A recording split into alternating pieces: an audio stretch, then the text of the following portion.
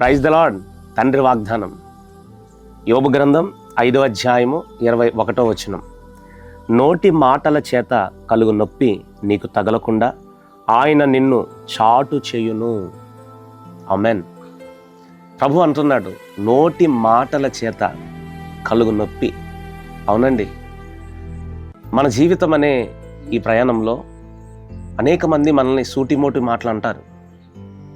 మనం నలిగిపోతూ ఉంటాం. మన పనిని మనం చేసుకోలేం. ఎన్నెన్నో మాటలు పడుతున్నాం. ఈరోజు చెయ్యని నేరాలు నీ మీద మోపుతున్నారా? చెయ్యని నింద నీ మీద మోపుతున్నారా? నోటి మాటల చేత కలుగు నొప్పి నీకు తగలకుండా ఆయన నిన్ను దాస్తానంటున్నాడు. ఈరోజు దేవుడే మన పక్షాన్ని నిలబడితే ఎవరు ఎన్ని మాటలన్నా అవన్నీ నీకు దేవుడు ఆశీర్వాదకరంగా దేవుడు మారుస్తాడు. నోటి మాటల చేత నొప్పి కలిగిందా? గాయమైందా? ఈరోజు గాయమైన నీతో ప్రభు అంటున్నాడు, గాయమైన నీ హృదయాన్ని నీ గాయాన్ని కడతానంటున్నాడు. ఏ నోటి మాట చేత నువ్వు గాయమైంది నీ హృదయం? ఈరోజు నీ హృదయం గాయమైన నీ హృదయాన్ని దేవుడు మరలా బాగు చేస్తానంటున్నాడు. ఈరోజు బాధపడబాక. ఏ విషయంలో నువ్వు బాధపడుతున్నావు? గాయమైందైనా నిన్ను అన్నారా? నువ్వు అన్నా ఈరోజు నిన్ను అన్నారు అని నువ్వు బాధపడుతున్నావా? నలిగిపోతున్నావా? ముఖం చూపించుకోలేకపోతున్నావా?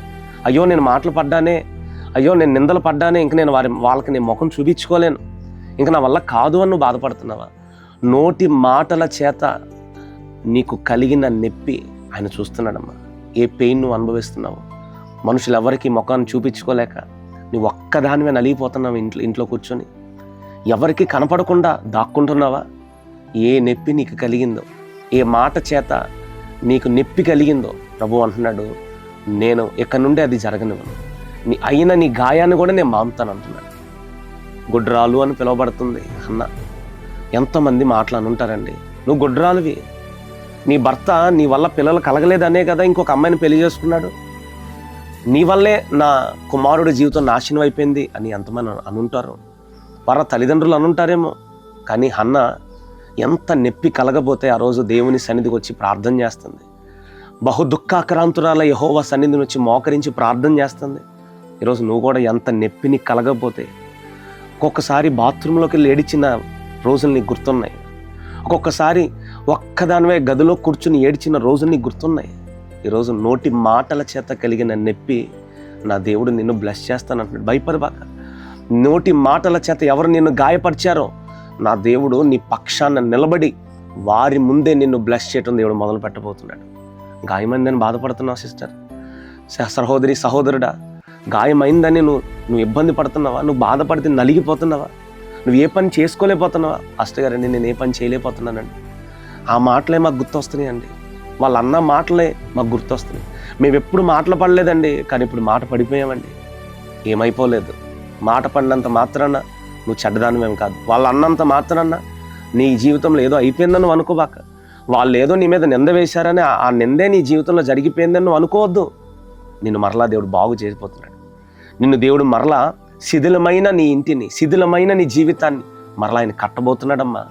వారి ముందే ఘనముగా కట్టబోతున్నాడు. రాజగృహముగా దేవుడు మార్చబోతున్నాడు.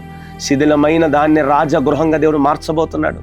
మాటలు పడ్డాము, అయ్యో నేను మాటలు పడిపోయాము, ఇంకా నేను తలెత్తుకోలేను, ఇక నేను ముందుకు వెళ్ళలేను అని ఒకచోట ఆగిపోయిన పరిస్థితుల్లో ఈ వాగ్దానాన్ని వింటున్నావా?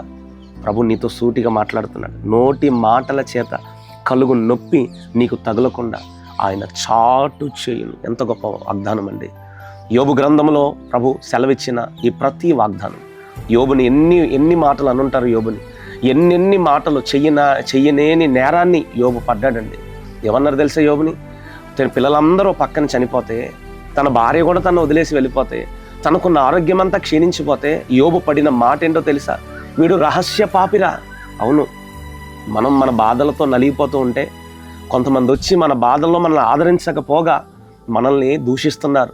మనల్ని రెండు మాటలు వేసి వెళ్ళిపోతున్నారు. అవే నలిగిపోతున్నావు కదా. ఇప్పుడు దేవుని పిల్లలారా, బాధపడబాక. దేవుడు హెచ్చించే సమయం ఇది. ఈ ఆగస్టు మాసంలో నిన్ను దేవుడు హెచ్చించి నీ జీవితాన్ని బ్లెస్ చేసి వాళ్ళ ముందే, ఎవరైతే నిన్ను అన్నారో వాళ్ళ ముందే దేవుడు నిన్ను దీవించబోతున్నాడు. అన్నా జీవితం అక్షరాల్లో నెరవేరింది కదా.